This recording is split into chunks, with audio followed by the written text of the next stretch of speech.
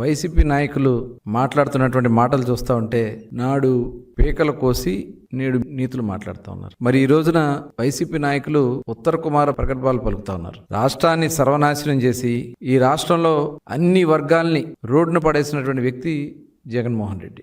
నిన్న ఒక స్వయం ప్రకటిత మేధావి, వాళ్ళని మేధావులా ఊహించుకుంటా ఉన్నారు. ఆయన మాట్లాడుతూ జగన్మోహన్ రెడ్డి నిర్ణయాల వల్ల రాష్ట్రం చాలా ముందుకెళ్ళింది, చంద్రబాబు నాయుడు గారు పీపీపీలు తీసుకొచ్చి అనే దాని మీద మాట్లాడుతూ అసలు చేతకానటువంటి మాటలు మాట్లాడుతూ ఉంటే నిజంగా సిగ్గేస్తుంది వాళ్ళని చూస్తూ ఉంటే. వాళ్ళు ఈ రాష్ట్రంలో పుట్టడమే మన దౌర్భాగ్యం.